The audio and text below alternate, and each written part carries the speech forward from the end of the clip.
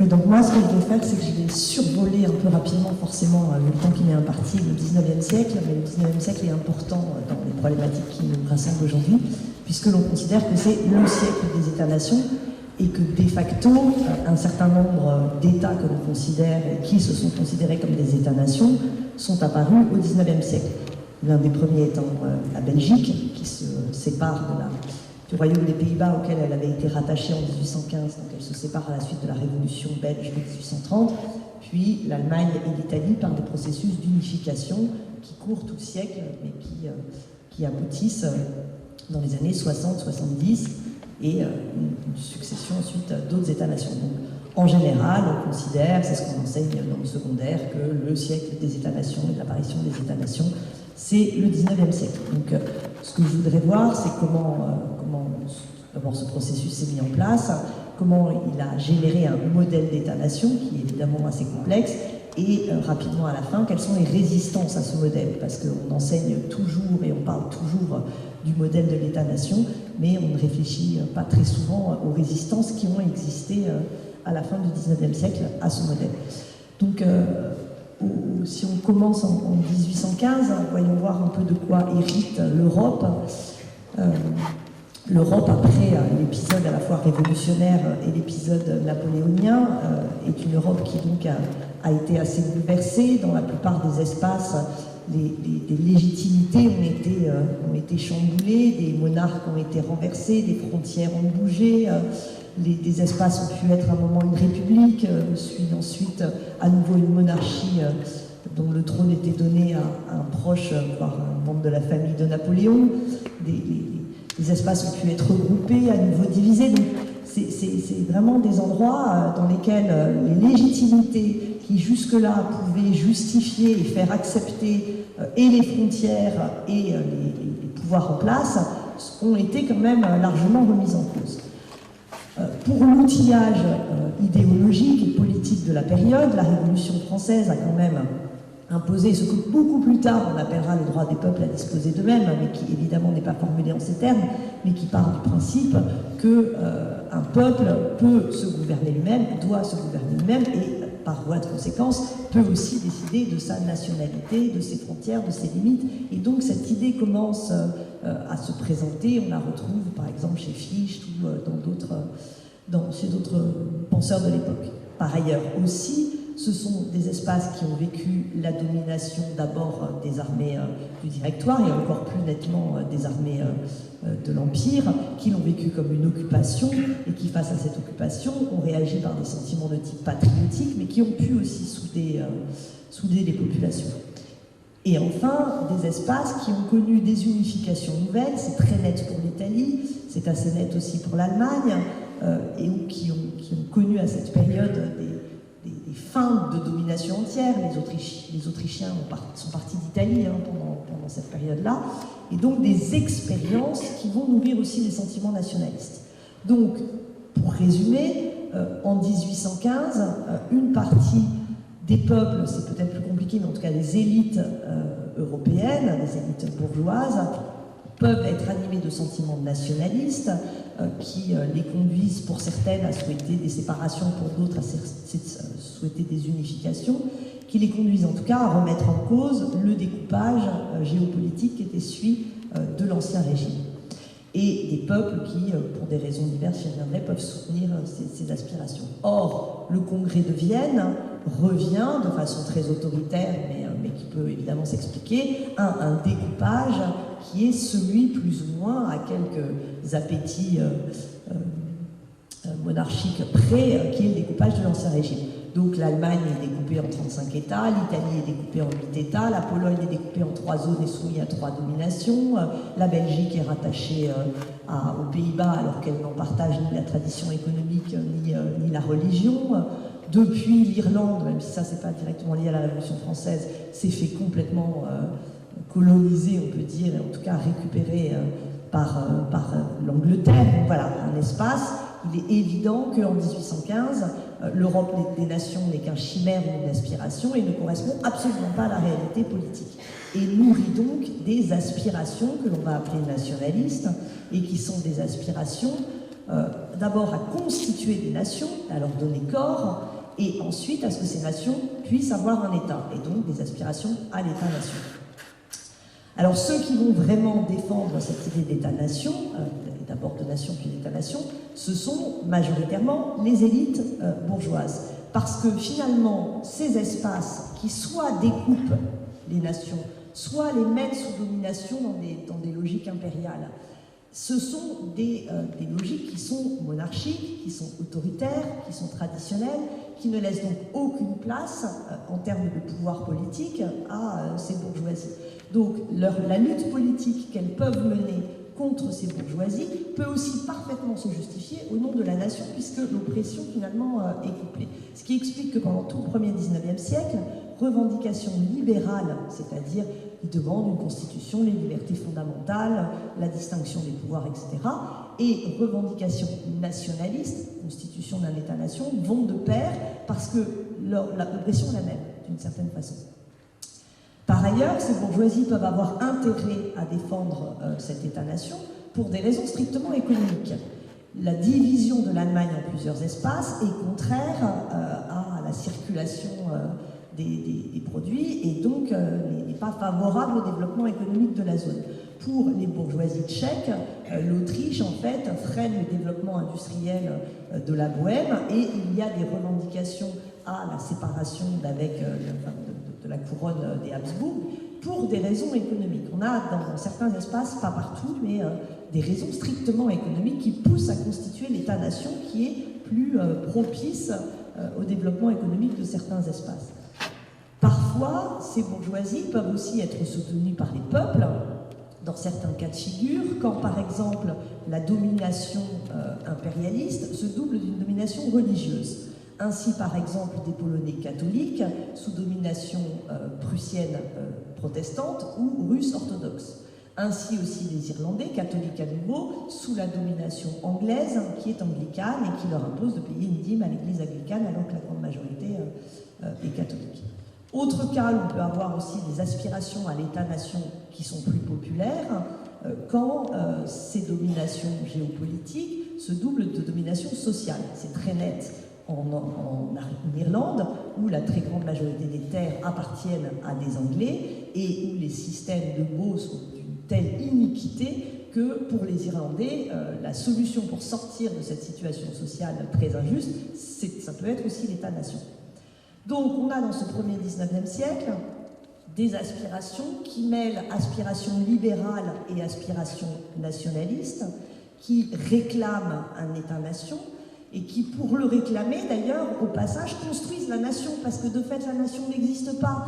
Donc toutes ces bourgeoisies aussi, elles travaillent sur les langues, elles font des dictionnaires, elles écrivent des romans, enfin qui historiquement doivent fabriquer un roman national, c'est-à-dire qu'ils inventent une histoire qui est plus ou moins celle de la nation, qui va chercher, c'est les frères Grimm en Angleterre, en Allemagne, mais on a l'équivalent à peu près partout, qui inventent une espèce de longue histoire de la nation. Voilà, selon les pays, c'est pas la même chose. Alors en Allemagne, ils parlent à peu près tous plus ou moins l'allemand parce que la pratique du protestantisme les a fait lire en fait la Bible en langue vernaculaire, donc l'allemand est partagé. En Italie, ils ne parlent pas du tout la même langue, donc ça va être sur autre chose, ça va être le souvenir de l'Italie romaine, enfin tout dépend, mais il y a tout un travail qui est mené par des linguistes, des romanciers, des historiens, des universitaires pour fabriquer culturellement ces nations et à côté de ça, des revendications politiques pour demander l'État-nation qui s'organisent essentiellement dans le cadre de sociétés plus ou moins secrètes selon les périodes, puisque les régimes en place, évidemment, sont complètement opposés à ces revendications. Donc on a les Carbonari en Italie, on a les Burgenschaften en Allemagne, et après les années 30, où c'est moins secret, tout le réseau des jeunes Europe, alors Jeune Italie qui commence donc en Italie, avec après Garibaldi, mais Jeune Irlande, Jeune Pologne, qui réclament. Globalement, ces nationalistes sont plutôt, je vous ai dit, liés aux libéraux, même parfois aux démocrates. Jeune Italie est un mouvement qui réclame la République romaine et une forme de démocratie, même s'il y a des aspects aussi un peu mystiques particuliers. Mais bon, c'est plutôt, à ce moment-là, le nationalisme est plutôt d'une certaine façon à gauche, on pourrait dire. Et pour faire advenir l'État-nation, ce qu'ils construisent, c'est la Révolution nationale. Ce qu'ils aspirent à la Révolution nationale. 1830, donc première, quelque part, Révolution nationale avec la naissance de la Belgique, et 1848 est une révolution nationale dans un certain nombre d'espaces, avec en Allemagne des revendications libérales et nationales, mais qui conduisent la naissance du Parlement de Francfort, qui va donner la première constitution du premier empire allemand, donc qui va échouer avec la résistance de Frédéric Guillaume IV, le roi de Prusse. Et au même moment, l'Italie commence ses guerres de libération contre l'Autriche pour essayer de constituer la nation italienne, derrière la figure du roi de Piémont. Donc, jusqu'à 1848, les idées d'État-nation, plutôt partagées avec des idées libérales, voire démocratiques, qui choisissent une voie révolutionnaire et qui réclament en fait l'État-nation dans un souci aussi de mettre à bas cette Europe des princes qui s'est réinstallée en 1815.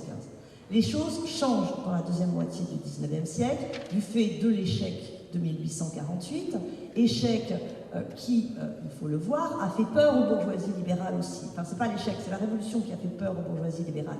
Parce que la révolution de 48, au début, elle est libérale et nationale, et donc elle est portée par ces bourgeoisies qui défendent l'idée d'État-nation, mais très vite, elle est dépassée par une deuxième vague, démocratique et sociale, qui, là, inquiète beaucoup plus, parce qu'il s'agit de réclamer bien au-delà du simple programme du libéralisme politique. Et donc, un certain nombre des élites nationalistes, d'un seul coup, s'inquiètent de cette révolution qui va beaucoup plus loin que ce pourquoi ils étaient prêts à se battre. Ce qui explique d'ailleurs l'échec de 48, s'explique aussi parce que la plupart de ces bourgeoisies libérales vont s'allier avec les conservateurs qu'elles avaient renversés la veille pour les aider à reprendre le pouvoir, nonobstant quelques compromis libéraux qui les satisfassent, mais parce qu'elles ont plus peur des rouges finalement que des blancs, hein, donc elles reviennent au pouvoir. Et donc on va avoir dans la deuxième moitié du siècle constitution des États-nations, mais suivant un autre modèle qui n'est plus du tout un modèle révolutionnaire, mais qui est une constitution beaucoup plus par le haut, c'est ce que l'on dit en général, sous la gouverne d'États fédérateurs. L'Allemagne s'unifie sous l'impulsion de la Prusse, qui est éminemment conservatrice, hein, on va faire de Bismarck un libéral. Bon, pour l'Italie, Cavour est sans doute beaucoup plus libéral que Bismarck, cela dit, c'était pas dur, mais ce sont des États et des monarques avec leur chef d'État qui vont conduire les processus d'unification, cependant qu'en Hongrie, hein, qui ne va pas jusqu'à l'État-nation mais qui arrive dans le compromis austro-hongrois à distinguer pas tout à fait la couronne de Venceslas mais plus ou moins, là aussi c'est des dirigeants. On n'est plus du tout dans la voie révolutionnaire. Et c'est là qu'apparaît ces modèles d'État-nation de 1800, des années 70, avec l'Allemagne qui voit le jour, l'Italie qui voit le jour, la Hongrie qui se sépare plus ou moins. Mais voilà, on n'est pas dans le même processus et la plupart des régimes qui sont créés ne sont pas des régimes particulièrement démocratiques. Donc à partir de là, on a plus d'États-nations en France et là où l'État-nation devient en plus un modèle, c'est que ce n'est plus seulement une politique pour essayer de changer les frontières et d'imposer de nouvelles frontières de l'État-nation, mais ça devient une politique intérieure. Les États-nations, qui se comportent en États-nations, se mettent à avoir des politiques d'acculturation nationale hein, qui peuvent être très violentes contre leur spécificité régionale, imposant leur langue. Dans le cas de l'Allemagne, considérant que toute minorité régionale où les catholiques sont des ennemis de l'intérieur. Donc le modèle de l'État-nation devient un modèle non seulement agressif vis-à-vis de l'extérieur, mais agressif vis-à-vis de l'intérieur pour tous ceux qui les remettent en cause.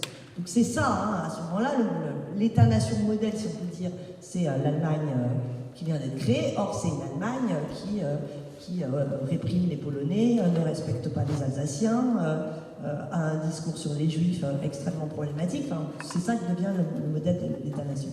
Ce qu'il faut voir, c'est que c'est tellement un modèle que des États qui ne sont pas du tout des États-nations se comportent en États-nations. La Russie, qui est un empire, se met à se comporter en État-nation en russifiant ses peuples, ce alors qu'il y a en fait beaucoup de nationalités différentes à l'intérieur. La Hongrie, qui en fait a sous ses territoires des peuples et des langues très différentes, magyarise ces populations avec une énorme violence qui, là aussi, montre qu'il se comporte en État-nation alors qu'il n'en est pas un. On le voit aussi, l'importance du modèle de l'État-nation, dans le fait que la communauté juive d'Europe se sépare entre deux projets politiques, le projet politique en diaspora qui évidemment ne reprend pas le modèle de l'État-nation et le projet politique du sionisme qui n'est que l'application du modèle de l'État-nation dans le cas de la communauté juive. Donc on voit la puissance de ce modèle. D'où l'intérêt de réfléchir à ces résistances, parce qu'il y a eu des résistances importantes au modèle de l'État-nation. Alors d'abord, il y a eu des résistances archaïques qui continuent à les refuser au nom des légitimités traditionnelles, mais ça ne nous intéresse pas trop. Il y a des résistances internes, avec de fortes résistances régionalistes qui se lèvent contre cette politique d'acculturation nationale qui est mal vécue. Mais c'est assez rigolo parce que tout en résistant, ils en prennent le modèle, parce que quand la Bretagne, par exemple, va résister à la culturation nationaliste française, elle reprend la checklist identitaire de l'État-nation. Elle se fabrique une langue, elle se fabrique un drapeau, enfin, elle fabrique la région comme on a pu fabriquer la nation d'une certaine façon. Et autre résistance, évidemment, la résistance internationaliste, qui est la résistance qui refuse l'État-nation parce que l'État-nation crée des solidarités factices entre les ouvriers et les patrons, et que la vraie solidarité doit être la solidarité de classe, et que le capitalisme étant international, les ouvriers de tous les pays doivent s'unir. Donc il y a cette résistance de l'internationalisme qui est très forte. Né aussi, même si là c'est très minoritaire, un début d'européisme, avec le discours de Hugo en 48, mais après on le sent, quand ça va renaître dans les années 20, ça ne part pas absolument de rien. Et puis il y a cette résistance assez peu connue, mais néanmoins intéressante, qui est le contre-modèle autrichien. Au moment où la Hongrie et la Russie se comportent en État-nation, l'Autriche va changer un peu son fusil d'épaule, alors que c'était vraiment un des États les plus autoritaires dans les logiques nationalistes, et va essayer de penser des nouvelles formes de coexistence des peuples et donc des nations, puisque les Tchèques se considèrent comme une nation sous le territoire autrichien, un peu différente. Et l'Autriche, à la veille de la guerre de 14, était un espace qui reconnaissait beaucoup plus d'autonomie culturelle et de droit aux nations qu'elle dominait. Il y avait des Polonais dans les ministères autrichiens, dans la partie Cislétanie, voilà. Alors qu'en Hongrie, pas du tout. Les Tchèques avaient leurs universités, leurs théâtres, leurs écoles. On pouvait, et ceux qui vont aller encore le plus loin pour penser ça, c'est la rencontre d'une certaine façon de l'internationalisme et des exemples autrichiens, ce qu'on appelle l'austro-marxisme. Et les théories des austro-marxistes à la fin du XIXe siècle sont extrêmement intéressantes dans la possibilité de déterritorialiser la nation et de permettre en fait que l'on s'inscrive dans ce qu'on va appeler des collèges ou des nations, mais que ça ne corresponde pas à un territoire. Et donc il y a beaucoup de moments où on essaie de penser autre chose que le modèle de l'État-nation, et ça conduit même par exemple les Tchèques qui pendant tout le XIXe siècle ont voulu être un État-nation, c'était vraiment, ils n'arrêtaient pas, ils voulaient se séparer. Et à la fin du XIXe siècle, une partie des Tchèques ne veulent plus du tout être un État-nation, parce qu'ils ont parfaitement conscience que si jamais ils devenaient un État-nation indépendant de l'Autriche, ils seraient immédiatement bouffés par les Allemands, qui sont un modèle d'État-nation belliciste et agressif. Et donc ils préfèrent rester dans l'Autriche, qui finalement leur laisse un peu plus de liberté dans le cadre de l'évolution, évidemment encore limitée, mais réelle, de son impérialisme, plutôt que de se retrouver petit État dominé. Pareil aussi pour la plupart des Juifs de la communauté de Vienne, qui voient finalement dans la solution viennoise et autrichienne une solution plus acceptable et moins violente que s'ils étaient dans l'État-nation allemand. Alors la guerre va changer tout ça, puisque d'abord la guerre va à la fois nourrir de nouvelles critiques sur l'État-nation, parce qu'il sera assez vite démontré que l'État-nation est profondément belligène, et ce qui va nourrir l'européisme par la suite. Mais en même temps, les traités, ce que j'appelle les traités de la banlieue parisienne, donc Sèvres, Versailles, etc., vont essentiellement diviser l'Europe au nom de ce principe du droit des peuples à disposer d'eux-mêmes et en appliquant, en mettant partout des États-nations, mais avec les défauts. L'autre, oui, alors le dernier point, évidemment, le fait que tous ces États-nations qui s'autoproclament et se gargarisent d'être des États-nations, que ce soit la France, l'Angleterre, l'Allemagne, sont aussi des États colonisateurs.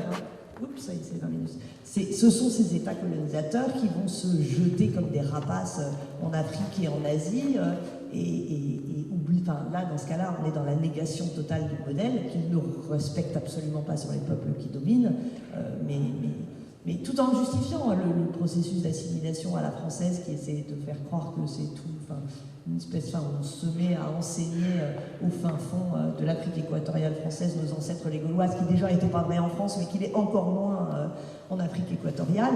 On voit bien là les dérives de cet État-nation. Voilà.